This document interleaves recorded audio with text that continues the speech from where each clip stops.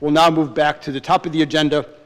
And on the agenda for next is the reappointment, the advice of consent, reappointment of Peter Alviti Jr. to the Director of the Department of Transportation.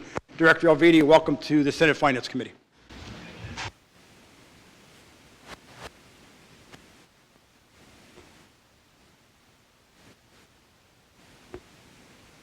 Whenever you're ready, Director.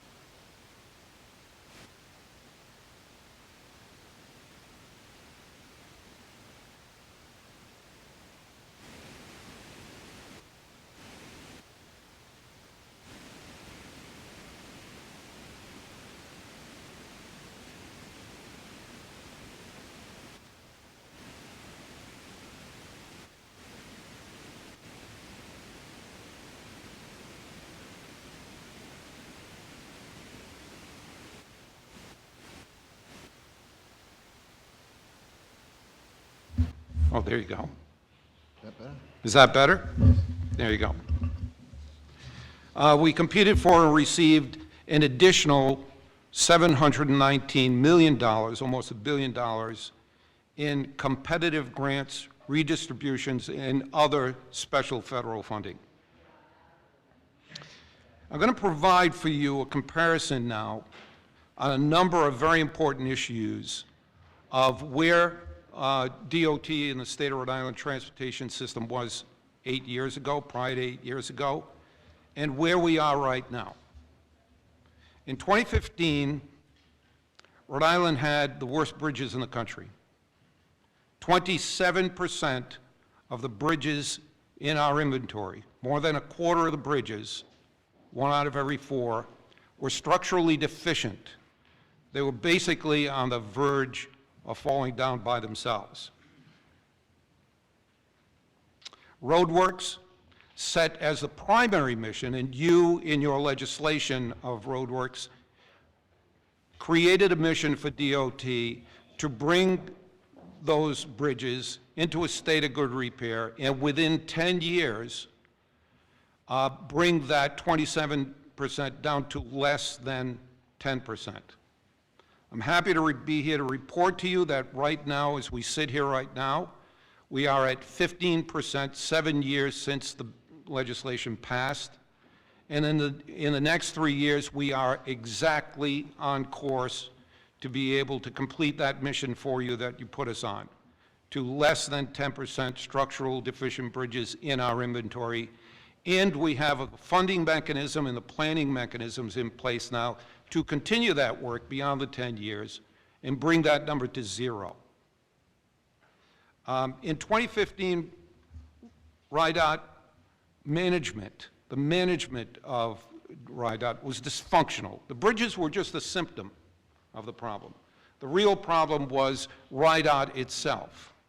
It was an antiquated project delivery methods were being used, literally no sustainable funding or planning for that funding.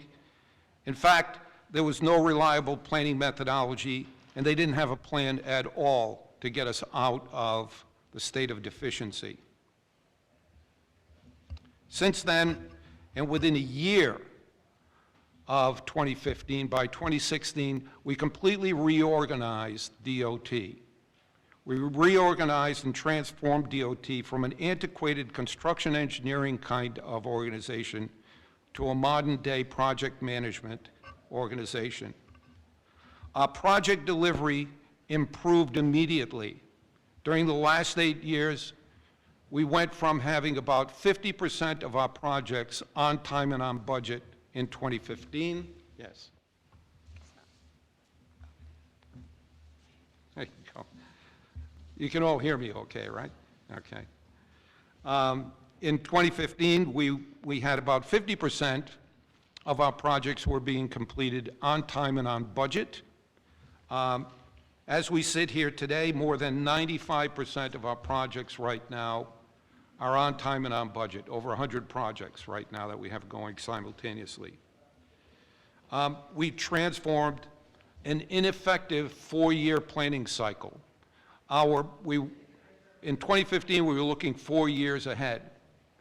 And most of the projects in those 4 years got regurgitated every 4 years because there was poor planning, poor execution, and poor finances. We rectified that. We created a new planning mechanism that has a 10-year outlook, a 10-year plan, with about $7 billion of projects in it. It's a perpetual 10-year plan, so every year that we finish the current year, we add a year to the end of it, so we always have an outlook 10 years ahead of what we have planned. We fully financed with a sustainable, reliable, and dedicated funding mechanism to provide transportation funding for our highways and bridges. And we transformed our project planning methodology to a dysfunctional kind of, I don't know, the best way that I could put it is whatever project was the strongest and had the most support from this building were the ones that were getting done instead of the ones that were supposed to get done. And in your legislation, you required us to switch over to an asset management-based kind of planning process. We did that. And since then, we've executed every one of the plans for the last 8 years, every one of the projects, exactly when we said we were going to do it. And we did it on time and on budget. We created a dedicated and reliable and sustainable funding mechanism that not only assures that every project in the first 10-year plan gets done, but is renewed every year, and no projects make it onto the 10-year plan unless the funding is defined and will be available at the time we need to execute that project. We implemented, for the first time ever at DOT, transparency and accountability measures that were also part of your legislation. We provide quarterly reports that are on our website for anyone to look at that give the exact status of every single one of the projects we're working on, to the penny, what we're spending and how we're spending it, what the scopes are and what the schedules are for every project. and globally across the department reports out on our finances and other operations like the ferry and the rail operations. In 2015, RIDOT's stormwater system was in violation of the Clean Water Act. The US EPA was on the verge of imposing a $20 million fine on the state of Rhode Island because not only was our drainage system out of compliance, DOT itself didn't even know what drainage system they owned. They didn't know where the pipes were, they didn't have maps for them, they had no inventory. Within 2 years of 2015, we entered into a consent decree with the EPA, US EPA, and we created a plan as part of our 10-year plan, fully funded, that would put us back in compliance. I'm happy to say, as we sit here today, we're in full compliance with the Clean Water Act. We are still operating and maintaining the systems in accordance with the US EPA Clean Water Standards. And the perpetual funding mechanism that we have in place and the dedicated maintenance force that we have created to operate and maintain them will assure that we stay in compliance into the future. In 2015, our maintenance division at RIDOT was down to 150 workers for the entire state of Rhode Island, maintain the highways. Decades ago, the manpower and the people working there were 600. There were 600 employees in the maintenance division.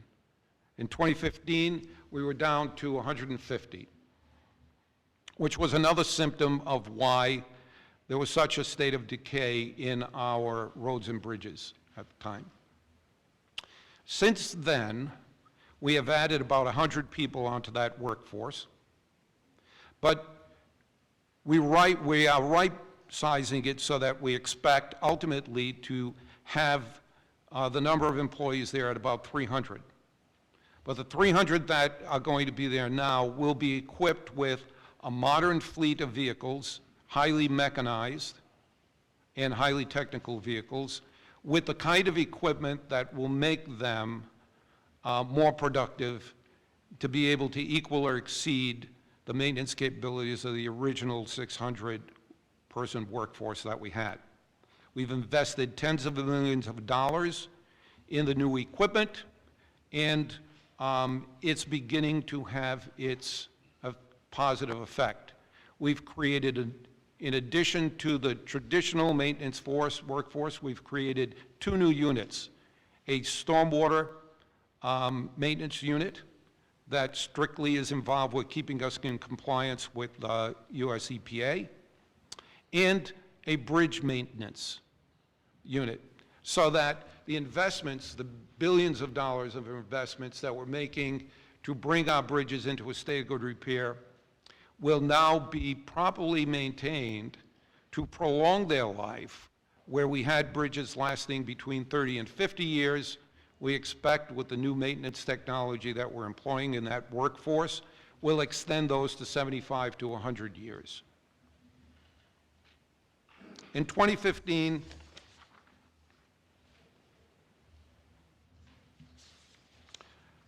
along with the Rhode Island Rail Corporation, which is responsible for rail transit and their assets in Rhode Island.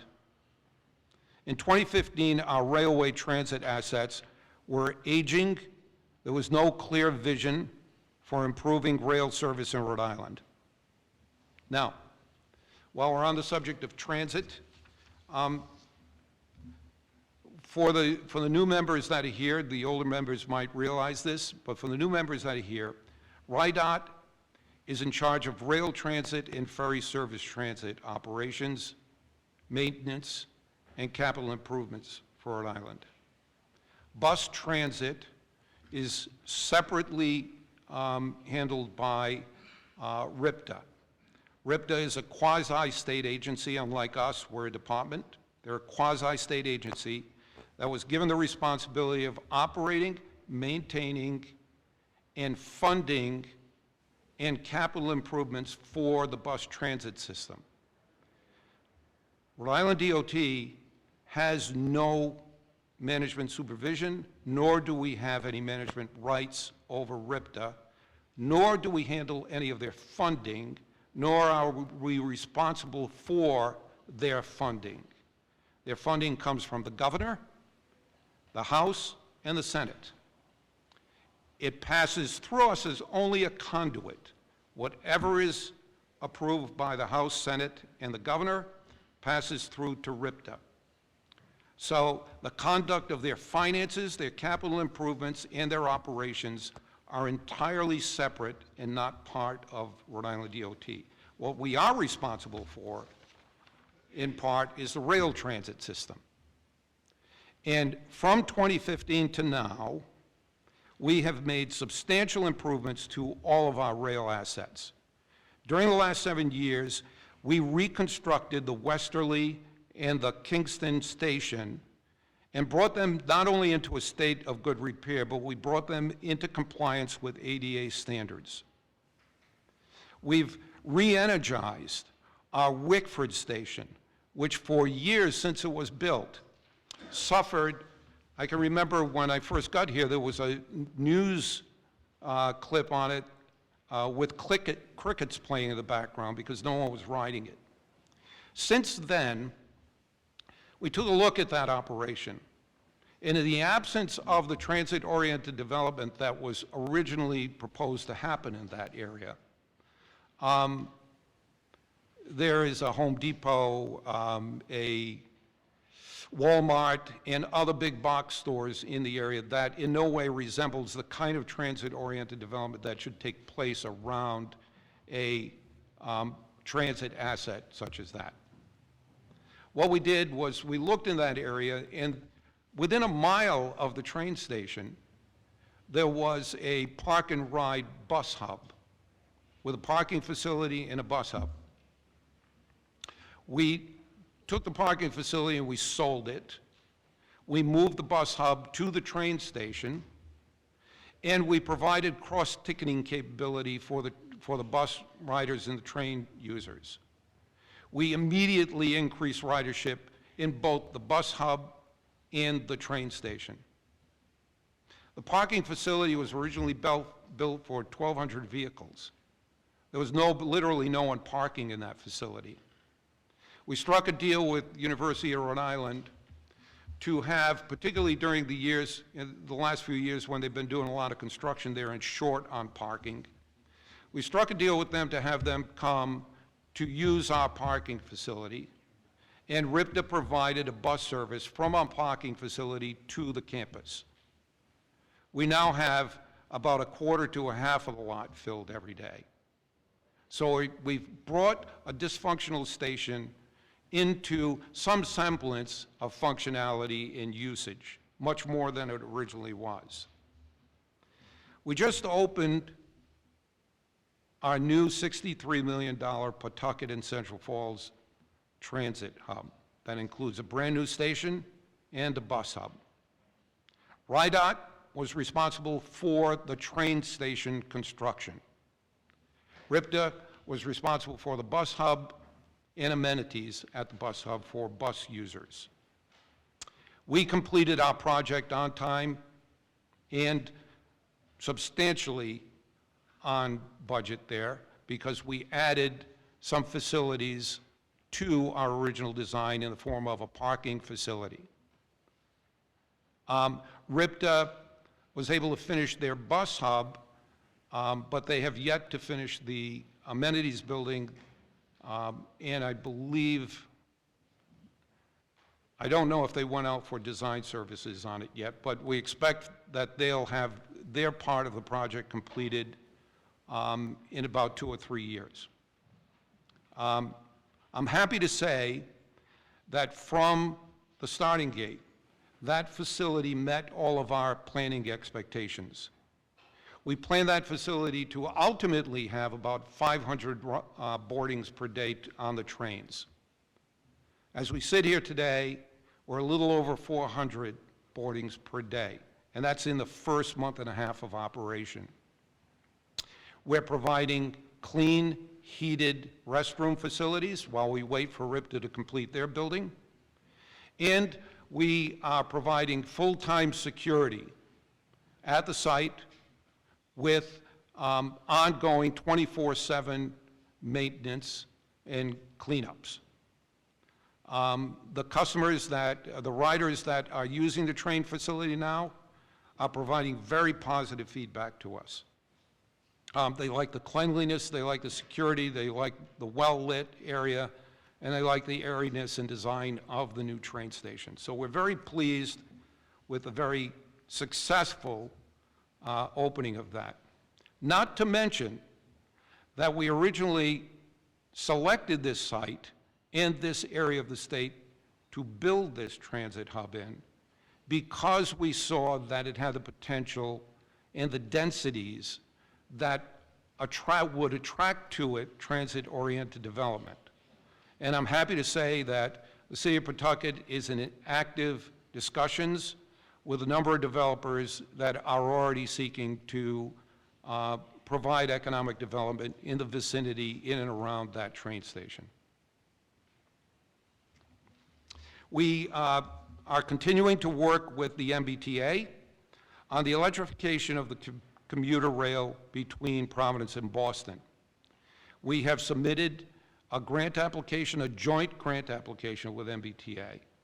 It took some years for us to come to an agreement as to how we could proceed with the electrification. The full electrification of that route between Boston and Providence will benefit Rhode Island in that it will speed up the train service and therefore create more time in between their current routes that will allow for additional routes, more frequent routes back and forth to Boston from Providence. So not only will there be more frequent opportunities for people to board, but it'll be a faster ride between Providence and Boston. That we think will increase the number of people that opt to take the train instead of driving their cars on the 95 corridor as they do every day, and would have a very positive impact on reducing greenhouse gas emissions in that corridor. We are awaiting the outcome of the grant competition, but we are putting our shoulder into it, as is our congressional delegation, which has been very, very helpful to us in securing over $1 billion of grants, both FTA and federal highway grants over the last 8 years. To the south, we continue to work on a preliminary design of the TF Green Airport, where we are performing a study under an FTA or FRA grant to study the feasibility of having an Amtrak stop at TF Green Airport, which does not stop there now. We're also coordinating with the state of Connecticut DOT as they study extending their Shoreline East service into the Westerly station. We see that a benefit to not only Westerly, but Rhode Island in general, because it will be fostering and push benefiting the communities and residents and businesses in Westerly area that would be affected by this new service. In 2015, Rhode Island, the ocean state, had no ferry service. With Narragansett Bay being one of the most beautiful and valuable natural resources here in Rhode Island, the ocean state, had no ferry service. Within a 2-month period, our project managers and our planners in our finance department worked together to create and to implement our first Providence to Newport ferry service.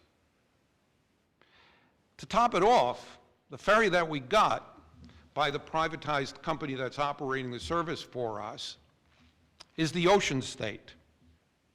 And they took it from New Jersey, where the Ocean State Ferry was operating, and brought it here to the Rhode Island, much to the dismay of New Jersey, people in New Jersey.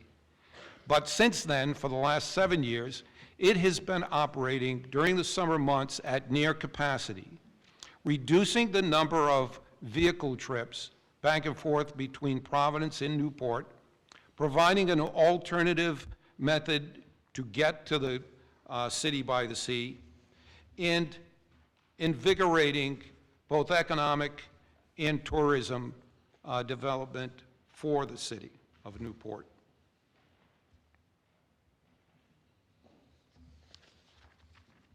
In 2015, we had inconsistent policies and no reliable funding for a long-range plan for active transportation improvements.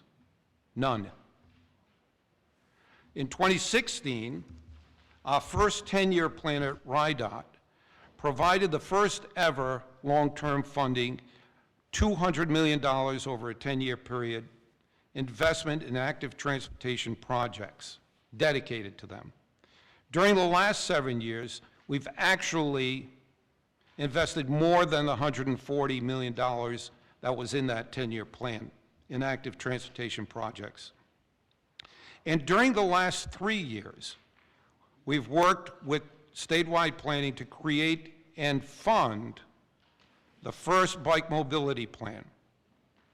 RIDOT's goals, progress in accordance with the bike mobility plan are: one of the tasks was to connect and expand the state's bicycle network that was prescribed to DOT and the BMP. We've included shared use paths and bike lanes in capital projects, included the 610 interchange, the Pell Bridge ramps, the resurfacing of Boston Neck Road and South County Trail, and the Henderson Bridge reconstruction project. RIDOT increased our original budgets in a 10-year plan by 50%. From the $20 million a year we originally provided in our 10-year plan, we have now increased that to $30 million per year. That's $300 million. That's $100 million more over the next 10 years for active transportation modes and to help the provisions within the bike, implementing the provisions in the bike mobility plan. We're now rehabilitating existing facilities, including the East Bay Bike Path, where 2 of the bridges dated back to the 1800s and were ready to fall down by themselves. We had to close them for a period, but I'm happy to say the project has been awarded. It's in final design as we speak, and we'll be ready to start the actual construction this summer on that project. Another task assigned to DOT was to integrate bicycle with transit. And we've completed construction of the new transit facility in Pawtucket Central Falls to accommodate that provision. Another was to develop a stronger statewide bicycling policies. We've initiated statewide recurring bicycle count programs that for the first time will provide real count data in the same form that we have our vehicle count data for bike paths and trails throughout the state. That'll serve as a planning database to allow us to make better planning decisions and provide guidance. We've established a $30 million state of good repair line item in the STIP to support annual preservation and rehabilitation projects also on the existing facilities. Another item prescribed to us was to promote equity in bicycle planning and funding. And we are in the process of conducting a transportation equity benefits analysis with the Division of Statewide Planning to inform our investments to underserved groups for active transportation. Another task was to increase bicycle safety with policies and programs. Several years ago, we created a highly effective ripple effect ad campaign that is part of our safety program for both pedestrians and vehicle drivers. The ad campaign is designed to inform the public about the dangers of drunk driving and safe transportation practices that will benefit both active transportation users and people who drive vehicles. Rhode Island DOT also implemented the Road to Bike Safety, a program that involves approximately 1,000 fifth grade students in 18 schools around the state, and the plan is to increase that to 20 schools this year. The program consists of videos and hands-on bike instructions to increase the reach of bicycle safety to multiple Rhode Island elementary schools. Another item was to improve the public health through cycling. We're currently collaborating with statewide planning and the EC4 and the Rhode Island Department of Environmental Management to develop greenhouse gas emission modeling that we've never had before, far in advance of the federal agency's requirement to do these. We're promoting bicycle transportation for state employees and visitors. In the near future, more than 20 miles of new bike path and bike lanes will be constructed, including the bike path as part of the ongoing Route 610 interchange, where we're connecting a dead-ended bike trail right now, a dedicated bike path and connections to local bike lanes in Providence and East Providence as part of the Henderson Bridge project, where we're not only reducing the size of the new bridge that we're constructing to almost half of what the original structure was, but we're creating a dedicated protected bike path across that bridge. Route 1A, Boston Neck Road from Fairway Drive in North Kingston to Sprague Bridge in Narragansett, another project we're doing, and Route 2, South County Trail from Route 102 to the Charleston Town Line. Our 10-year plan includes the East Bay Bike Path bridges for $24 million that we're currently doing, the Warren Bike Path Broken Bridge for $5.9 million, which is a Safe Routes to School project, a bike path resurfacing and preservation, $30 million to be invested over the next 10 years to keep our existing bike paths in a state of good repair, the Blackstone River Bikeway for $13.7 million for 2 segments of the Woonasquatucket to fill in the missing gaps between the existing lengths of the bike paths.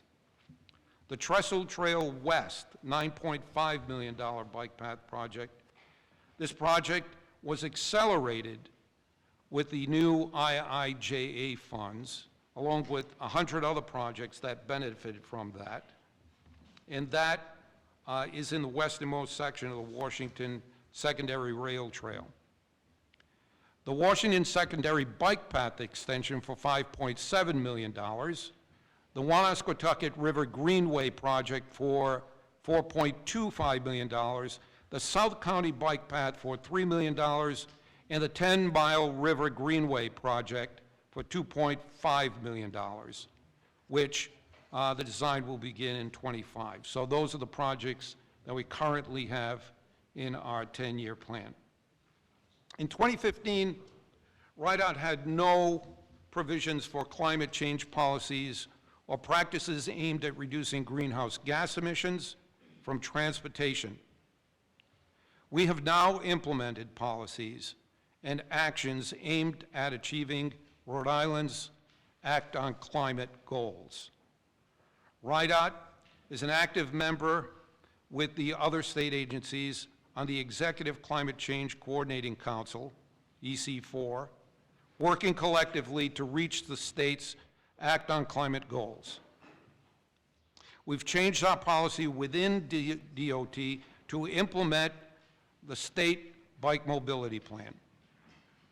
We've constructed the now iconic Providence pedestrian bridge that opened to the public in 2019. We've added bicycle and pedestrian amenities to large state bridge projects for the first time ever.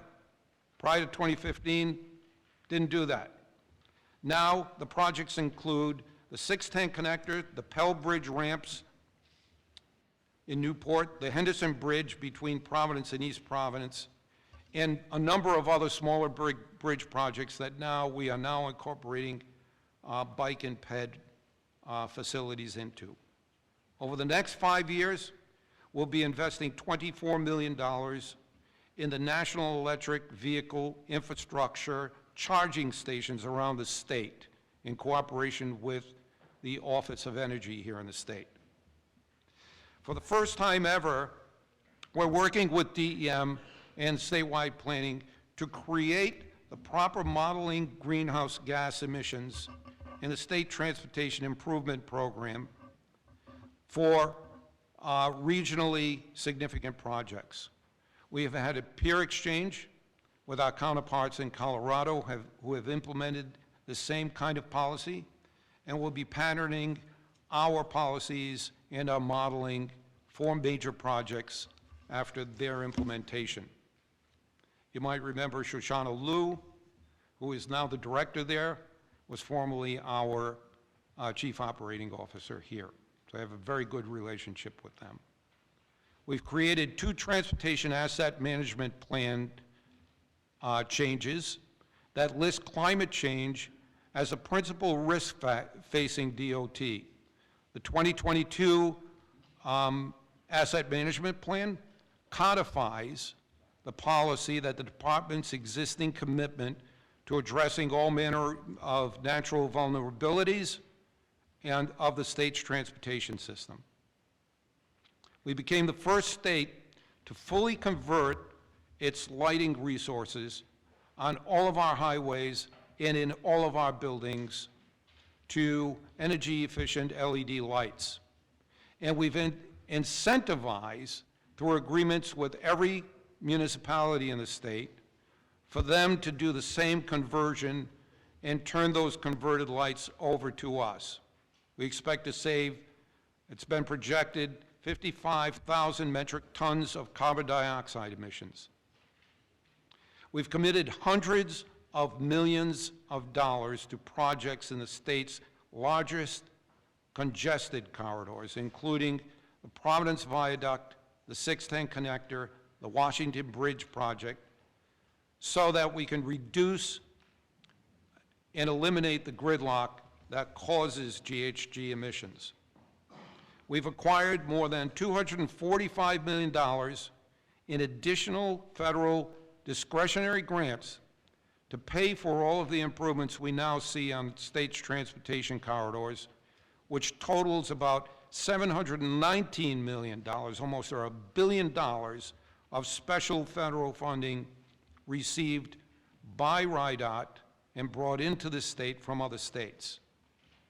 Prior to 2015, RIDOT had no long-range highway safety plan, none. RIDOT, since then, has increased our highway safety funding from $22 million per year to $31 million a year, and over the next several years to $35 million a year in the current 10-year plan. The plan is devised to fund 3 main areas: engineering, enforcement, and education, to reduce the number of fatalities in Rhode Island to 0. That's the mission there.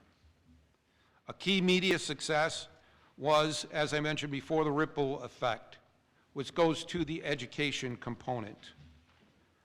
RIDOT implemented a road to bike safety program to the 1,000 fifth grade students. That goes to the education component.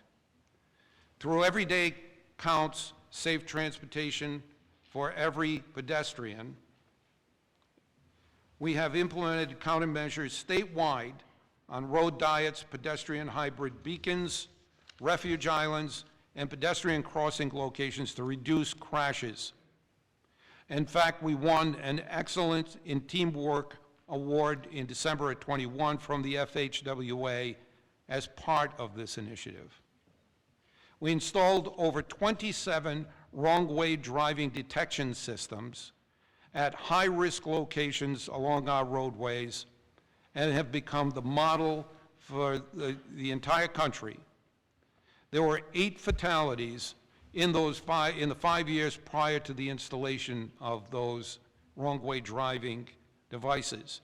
We have had no fatalities, none, in the last 5 years resulting from wrong-way driver entering from one of these ramps since we installed those units.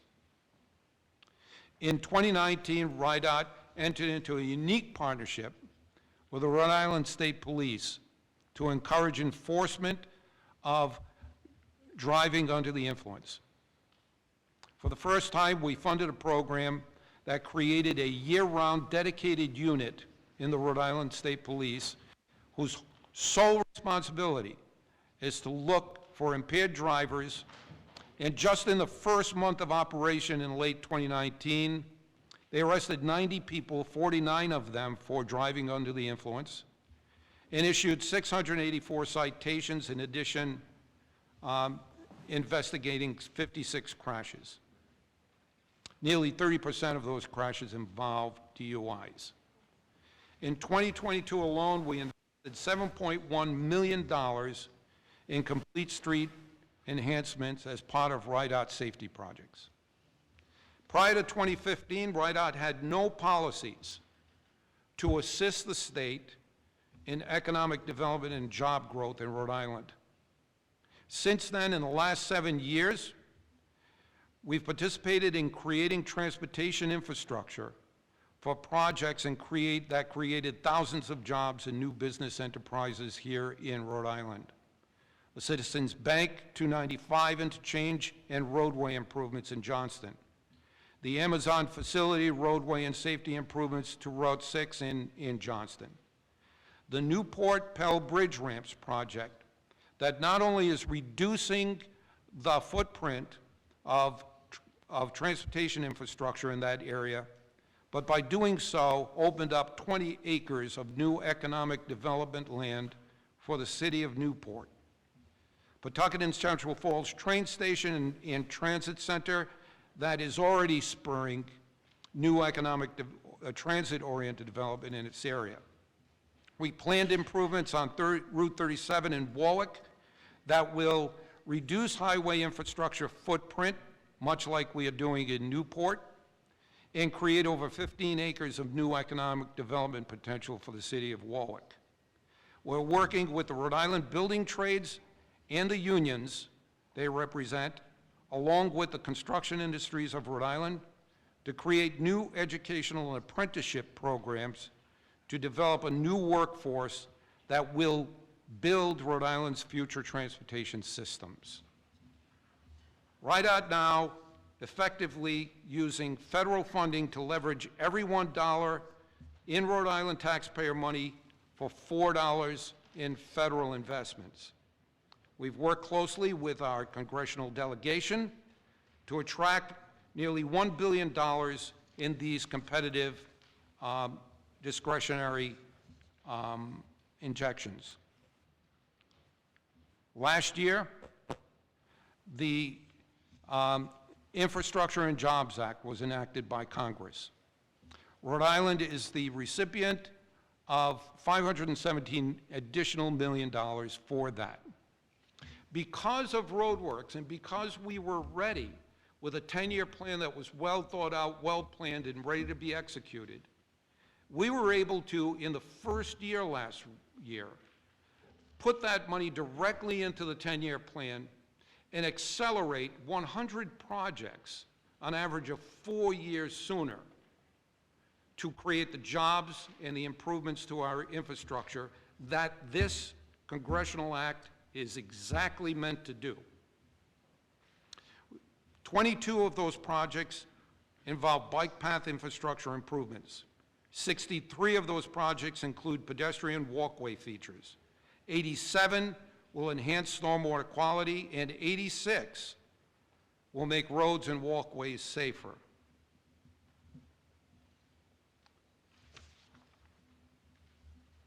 For the first time in decades, RIDOT is renewing our transportation system, creating new jobs and contributing to Rhode Island's economic growth in a very visible and beneficial way. You only have to drive a few miles around the state and look around and you will see a project that is rebuilding some part of our infrastructure here in Rhode Island. And those improvements are evident. They're becoming more and more evident, and we're enjoying the benefits from them every day. These are the improvements that I've worked very hard during the last 8 years to create. And I really enjoyed doing that immensely. It's very enjoyable to me. And I'd like to continue that work. So I'm asking here tonight your approval to allow me to continue that work, much to the dismay of my wife, Kathy. But she knows and I know that this is something that makes me very happy to do. So thanks for your time. Director, thank you very much. Just before we move on to questions and comments from the committee, Senator Ruggiero, President Ruggiero, I think you'd like to be recognized in the affirmative on the 4 bills we passed. Senate Bill 20.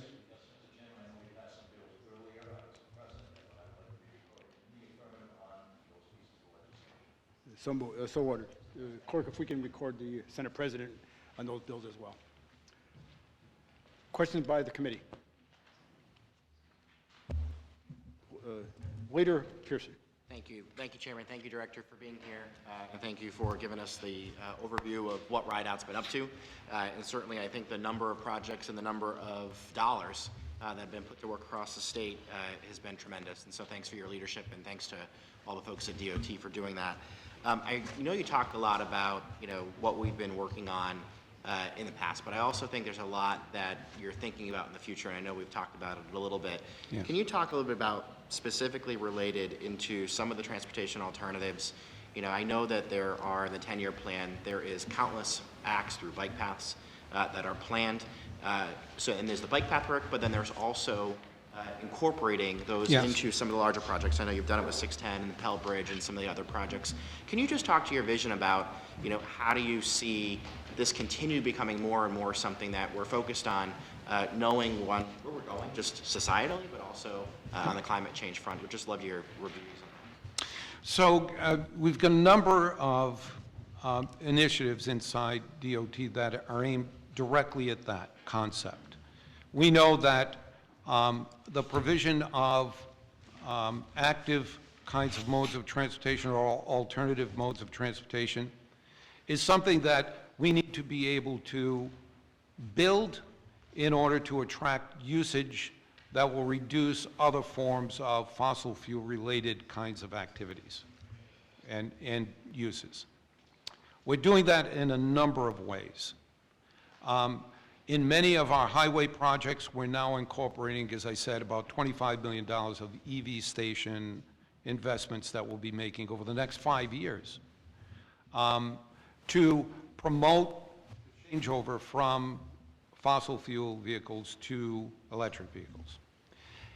In addition to the $300 million that I talked about for active transportation funding projects, those are dedicated standalone projects just for bike paths, pedestrian safety projects.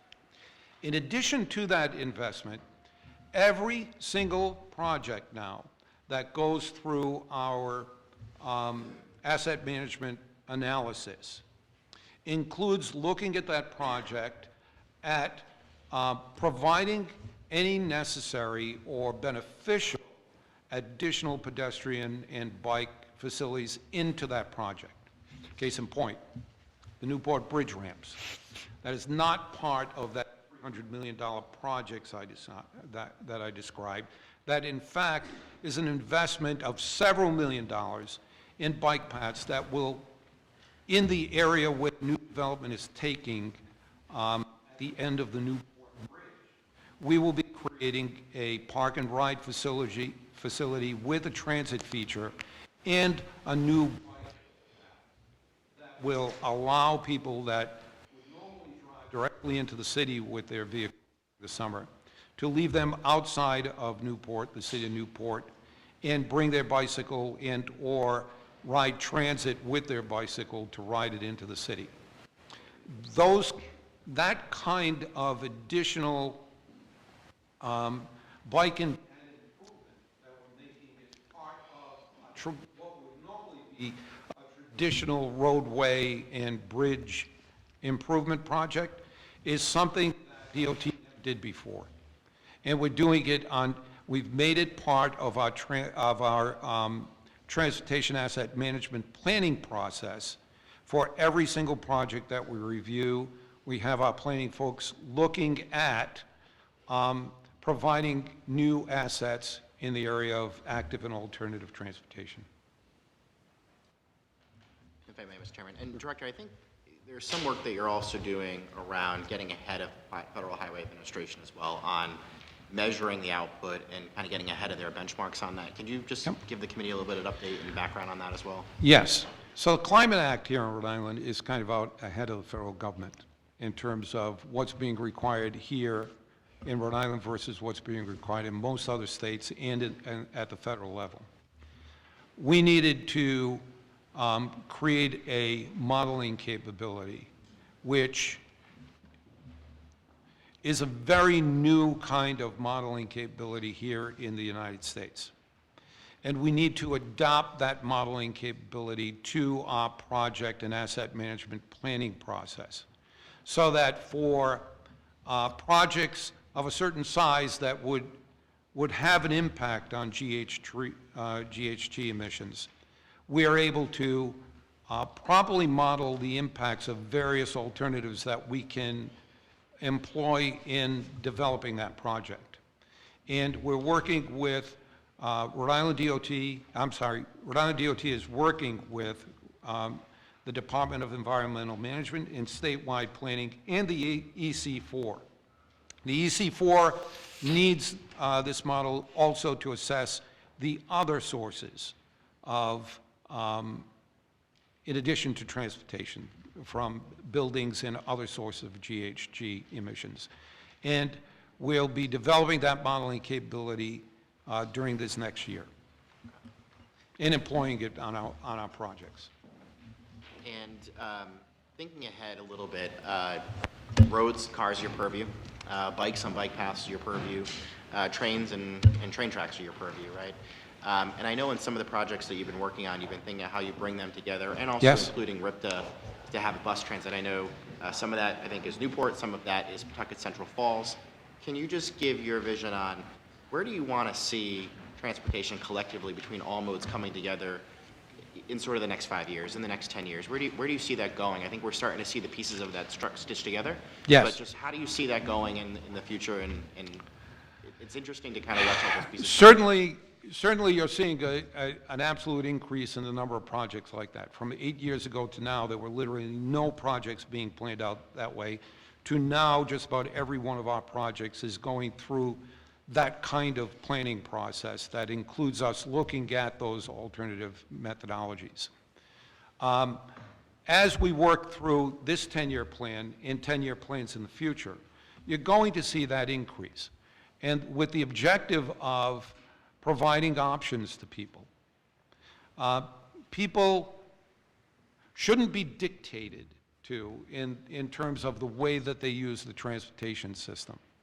Every person should be free to use the transportation system that they see suitable for their own needs. And what we're trying to do is incorporate into the designs and the projects that we have a robust set of alternatives for people to choose from. I think that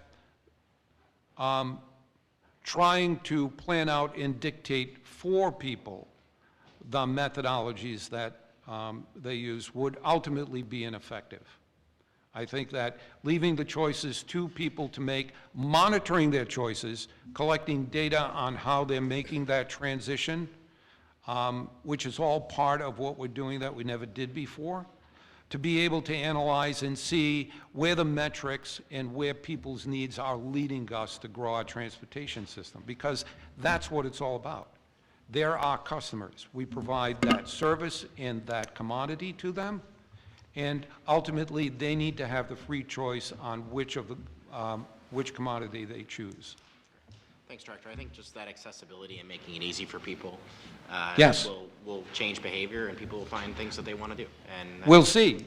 The objective is to create the alternatives so that people can choose, and then we'll monitor and grow each of the areas in accordance with what the demands are. Thank you, Director. Thank you. Thank you, Leader. Senator Brito, then Senator Feely. Sure. Thank you, Mr. Chairman. Thank you, Director. 2016-2017, the City of East Providence was recipient of some of these projects that you talked about this Yes. evening.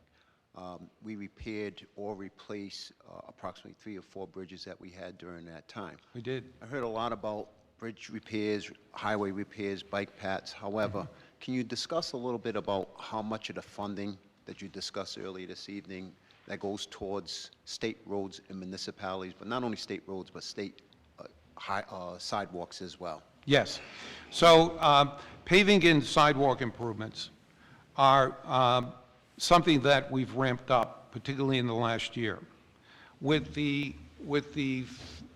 Federal Infrastructure and Jobs Act, the governor asked us to take a look at, in addition to the decaying bridges that we've been fixing rather effectively, we have a sidewalk and paving deficiency problem throughout the state.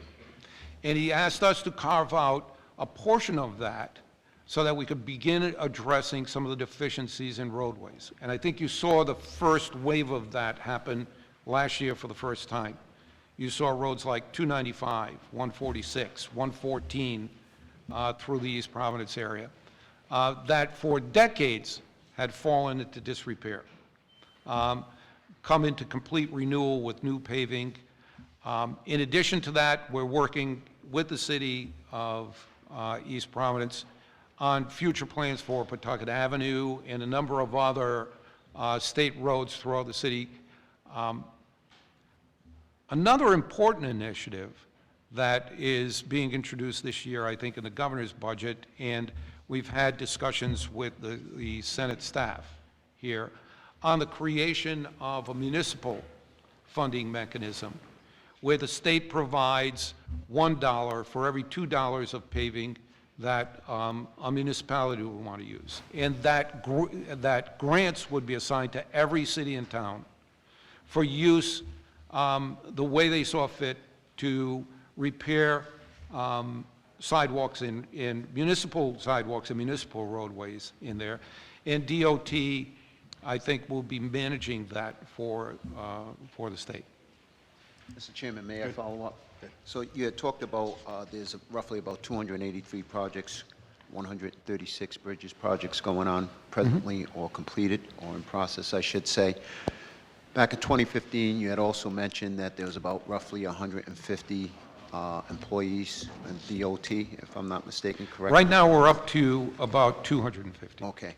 And that was going to be my next question. Yep. What is it today? And do Yep. you have the capacity at this point in time, or do you feel that you have the capacity to continue on with these projects and incorporate additional projects as well as you go into these municipalities and repair yeah. these deficient roads and sidewalks? So we've created quite a pipeline here at DOT. As a matter of fact, the project management structure, when we reorganized DOT from an old construction engineering kind of organization to project management, we have brought on new project managers to DOT in addition to the maintenance workers, whose sole task is to oversee every single project. Every project has a project manager who is responsible for that project from the very beginning, the funding, the concept design, all the way to the last punch list item on the final construction. And that includes meetings with cities and towns, that includes the bidding process, that includes the design process, That includes the construction process. And that project manager is responsible for all aspects, bringing that project in on time and on budget. That person, or he or she, is supplemented by a staff of construction inspectors and construction engineers who supplement the workforce for our projects. We have several hundred people in that pipeline right now, and we have not yet seen the limits to what they can handle. They are an energetic, young, imaginative group of people who have an insatiable desire to build more. And that's enabled us to take, for example, this IIJA money and accelerate projects that would be 4 and 5 years from now into the present, and they're handling that with ease. So we have a very good pipeline built to put them in the ground, and they're bringing them in at 95% on time and on budget. Unprecedented. So I want to commend you for the work that you've done and the work that you continue to do as well, because it's never easy, of course, because you're being pulled in many directions, I'm sure. You know, Thank you for that. I have to say I'm blessed at having the staff and the workers at DOT that I do, because I don't feel those tensions. Okay. But thank you. Thank Thank you you, all Senator. for your work. Senator Thank you, Feely. Mr. Chairman. Thank you. Senator Feely? Thank you, Mr. Chairman and Director. Thank you for your presentation. I too want to start off with commending your dedicated professional staff that you have, from Bob Rocchio, your chief engineer, right down the line to your frontline workers. One of my favorites was Otto Bovis, who just Oh, yeah. retired. Yes. And I would be calling him constantly in terms of the Warren Bristol Bridge, when a light would be out, whether it be a drainage issue, a pothole, who do I call? And your staff has just been tremendous in terms of Thank you. their dedication. They provided me with their cell phone numbers, which is probably a mistake on their part, because I'll call them during the weekend or all different hours. But again, kudos to the staff. I mean, Thank you. without a dedicated staff, then obviously you're lost as a director. We wouldn't have done half of what I just told you we've done in the last 8 years without this group of people. They make it happen.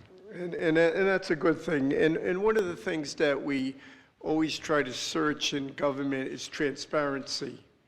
And I remember at one time, and especially when I go door to door, people come up to me and say, when are you going to do this road, or when are you going to do this one? Isn't it a state road? And I'll say yes, but by the same token, there's a state transportation improvement program that exists, and you have a dedicated website. We do. And why don't you just expound on that and how you interface with the cities and towns in terms of meeting with the individual mayors or town managers and bringing those programs forth with a priority type situation? Absolutely. Part of the foundation of roadworks legislation was the enactment of provisions that require us to be transparent. And we, as a department at the time, in formulating that legislation, actually wanted and were the proponents of putting those transparency policies in place. That means that the 10-year plan and $7 billion worth of literally almost 1,000 projects is online, with every project not only funded, but the schedule, the scope, and the details around each one of those projects is available to be viewed on our website. That's for planning purposes.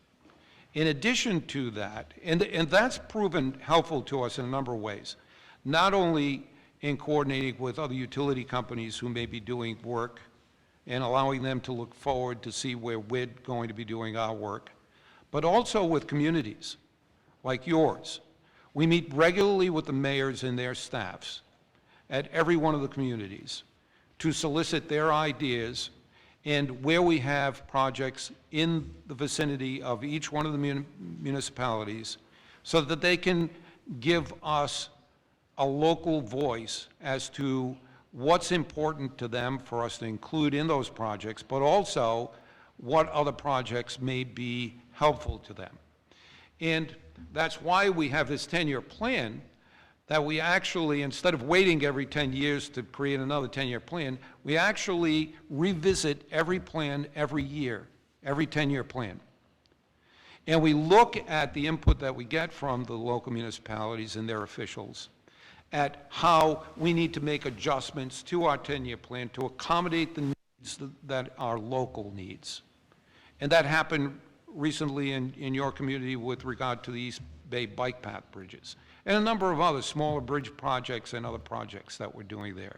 That's very important to us as part of the planning process, but we didn't stop there. The execution and the expenditure of literally billions of dollars of taxpayers' money on our projects is accounted for to the penny on our website with quarterly reports that include not only the finances of every single project and what's being spent, it also provides whether they're on time and on budget and by how much, so that people have a very transparent look into how we're building these projects and how we're using this funding. And anyone can go on and look at those quarterly reports and know right now, for the 150 or so projects that we're currently doing, look at every one of them, know exactly where we are and what we have planned in the near future for them. Thank you. Yeah, because our small towns, whether it be that I represent, Bristol, Warren, and Tiverton, they like the legislators to meet with the local town council and town officials. And obviously, one of the issues always is relative to roads and priorities, and it was great for me as a legislator to provide them with the website, especially a lot of the newly elected town officials. In that way, the transparency is there, but also anyone in the public can look up a particular project and see where priorities each individual town has. Yep. And we go from there. And also, there's two projects, obviously, of great interest to me in terms of bike transportation. And one would be the Broken Bridge project that you mentioned,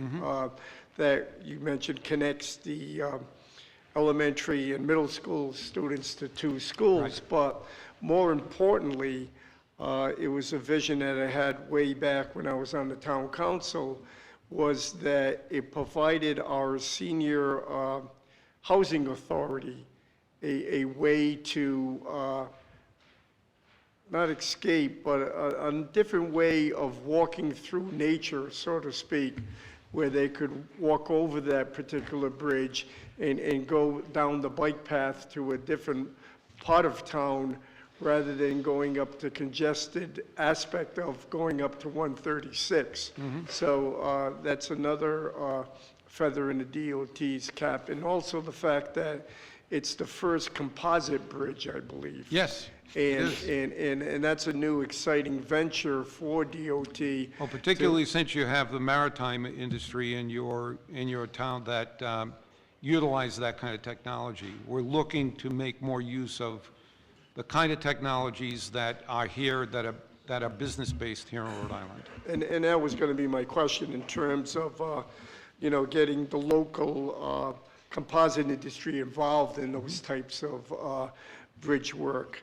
And then obviously also the funding that was provided through our federal delegation in terms of the East Bay bike path, because that's one of the first bike paths back 40 years ago, and it's well received within our community. And it's great to see that you're going to be starting that particular project probably in hopefully late summer or early fall, and completed it within a 2-year period, I guess. You know, Senator, one of the most intriguing parts of the job that I do is that as an old civil engineer, it's transformed and broadened my view of the world and how things get done. When I was a young civil engineer, if my children ask me, Dad, how do you build a bridge? I tell them, well, you begin by looking at the soils, designing the footings, et cetera, designing the piers and all of that stuff. If my grandchildren ask me the same question now, I would tell them you begin by asking for a meeting with the governor, the Senate president, the Speaker of the House, and the congressional delegation for the state. And that's where it begins. That is really the lens through which, and we've created the dedicated funding mechanism that drives our ability to be able to provide for the people in the state a good transportation system. So you're right, our congressional delegation, and they're getting the grants that we needed to just fill the additional gap we needed to be able to complete those projects or even start those projects on the East Bay Bike Path bridges was vital for that project. And it's working together in all of those branches of government that really makes this a very interesting and successful kind of venture for us.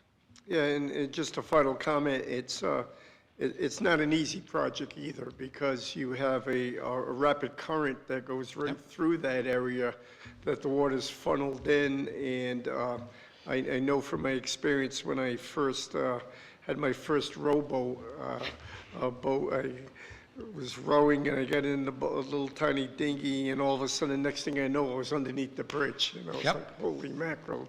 And I had to compensate by looking at the tides and stuff like that. So Very soon I you'll know, be able to do that under a brand-new set of bridges. well, let's hope so. Thank you. You bet.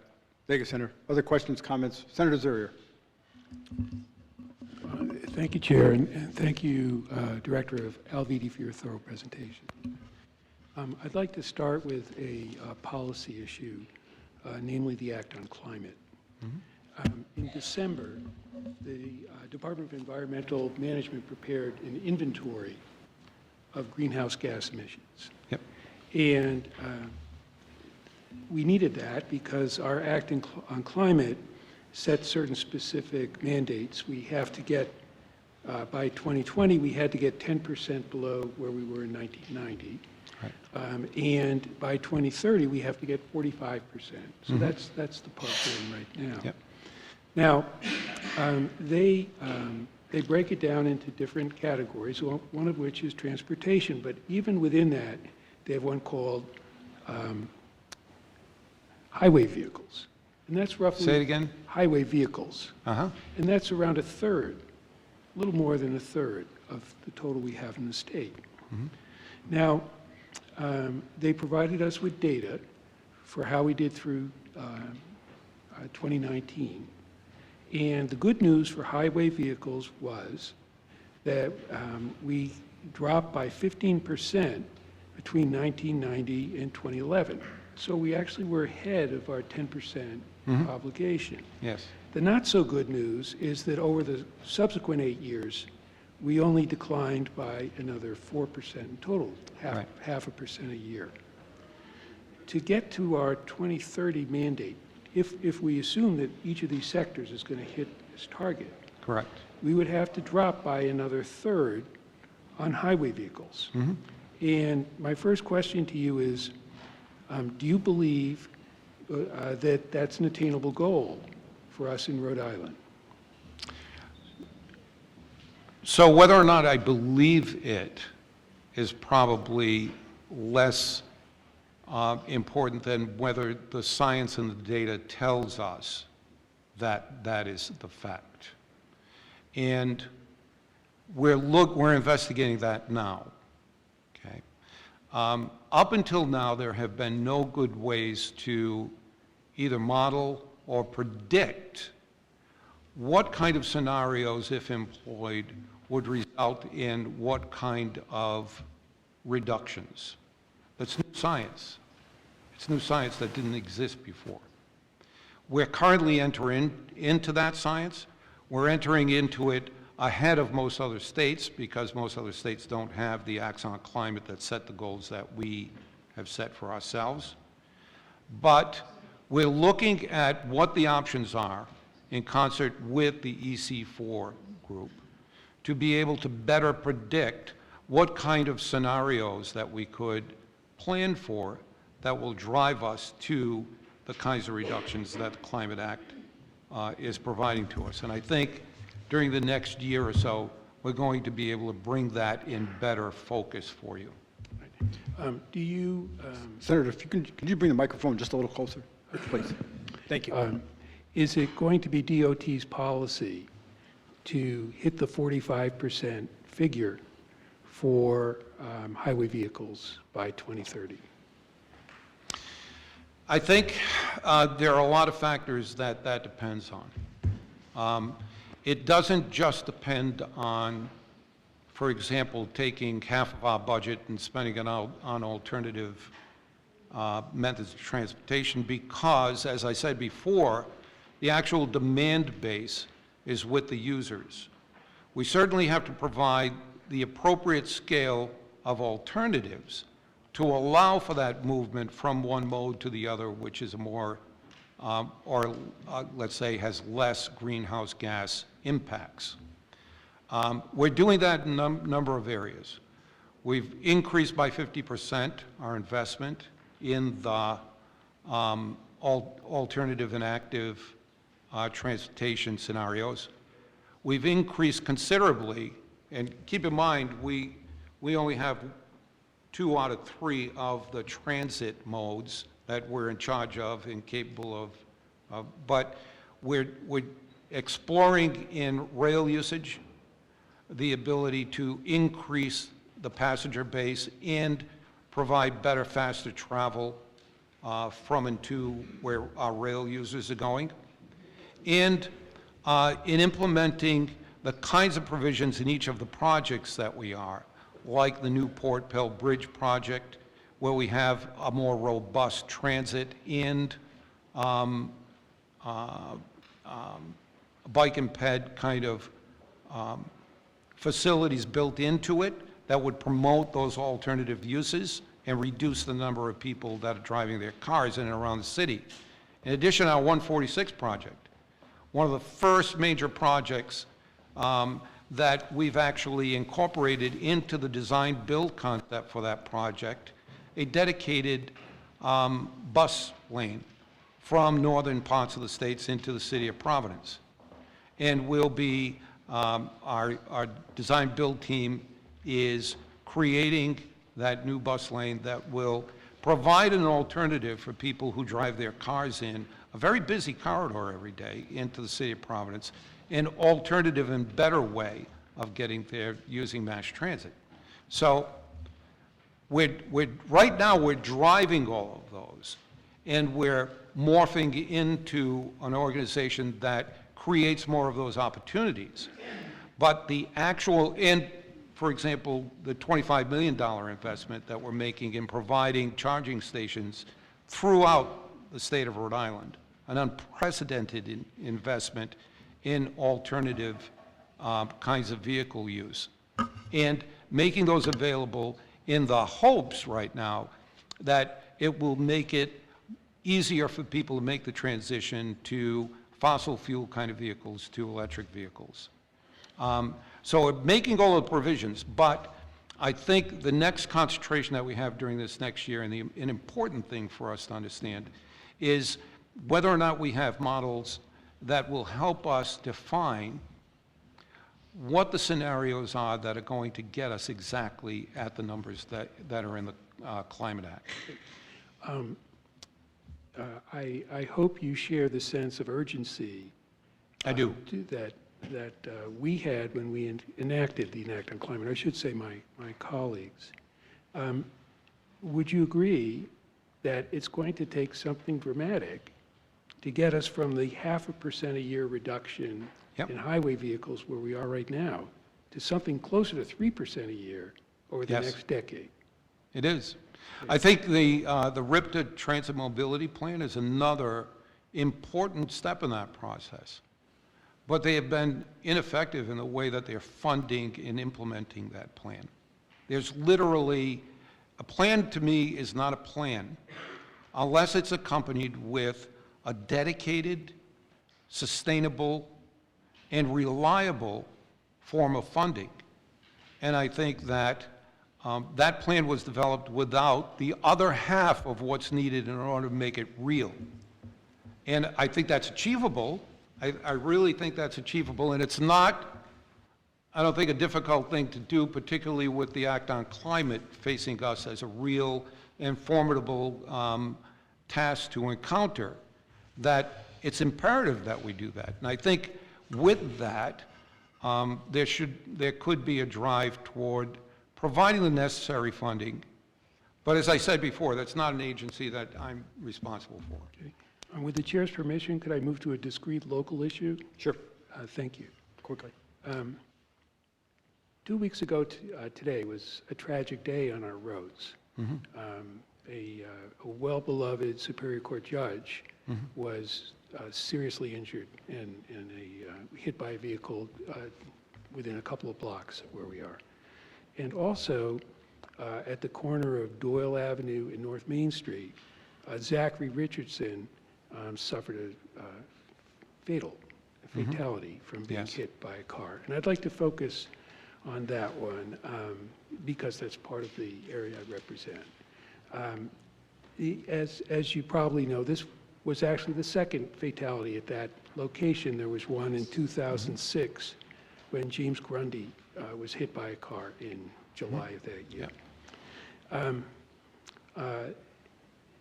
I have learned that the City of Providence prepared a staff report for improvements in March of 2019. And my question is, given the recent fatality, would DOT staff be agreeable to meet with Providence officials to see if there are ways to improve the safety of that intersection? So I've already met with my staff on that very subject and put in front of them that plan. And yes, the short answer is yes. They are agreeable to begin to look at that. But, you know, we have to be very, very careful at DOT. As much as we want to react viscerally at the kind of tragedies that are suffered by the families and the individuals that we're really responsible for, their safety.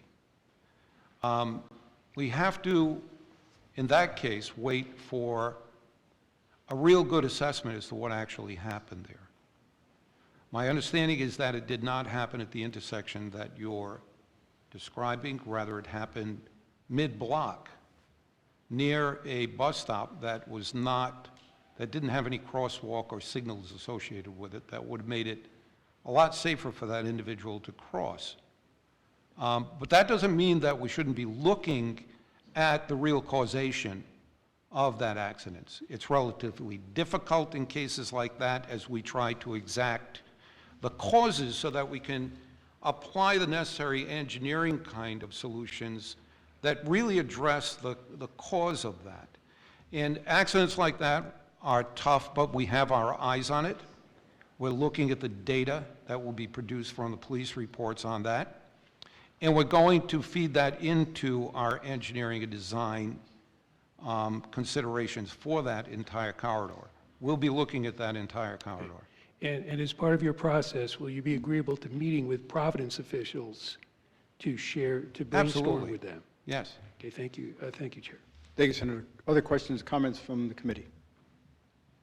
Just before we go to testimony, we do have a few folks. I will make a couple comments. So, Director, let me reiterate Senator Feelag's and others' comments about the exemplary service RIDOT has provided over the last number of years. They said 2015, so 7, 8 years. He did call out one person.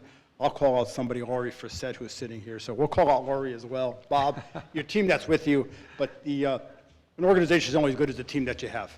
They are great, aren't they? You could be the best leader without a team. No, That's about all you're you got. nothing. So You're right. not to say the work that RIDOT is doing is been definitely recognized and needed. I'll bring us back to Some will remember it, some won't. I'm originally from Connecticut, so exactly 23 years, 10 months to the day. You might remember the Mianus River Bridge in Stamford, Connecticut. I-95. I lived in Bridgeport, 95, Stamford, fell into the water. Just fell into the water. Yep. People driving over it. Luckily, a state police trooper was there just about the time. In fact, I think there was somebody who went over because somebody waved to him, 2 tractor trailers and a couple cars. I don't think those folks survived at all. I don't think that was the case. Talk about structurally deficient bridges. When we're talking about people's lives and structurally deficient bridges on a major interstate, Yep. when it's not maintained, that's what happens. And they all went back and looked at it with regards to how it maintained, and I forgot the details of it, but yourself as an engineer and looking at that, and I moved here 2 months after that. So it was June 28, 1983 that occurred. So 10 months to the day that because of the disrepair of the Mianus River Bridge and I-95 in Connecticut, people lost their lives. People didn't go home that night, and a tragedy could have been averted had that bridge been maintained. It wasn't. I think it then turned Connecticut around to say, now what do we do? Right. So it's good that it Well, has. luckily we caught it in time here in Rhode Island, because I will tell you that we were on the verge of having not one, but many of our bridges in that same situation here in Rhode Island 8 years ago. Had we not woken up and decided to do something about it, and in the last 8 years did something about it on 250 some odd bridges here in the state, and corrected those kinds of deficiencies that would have led to that same result at some point. Correct.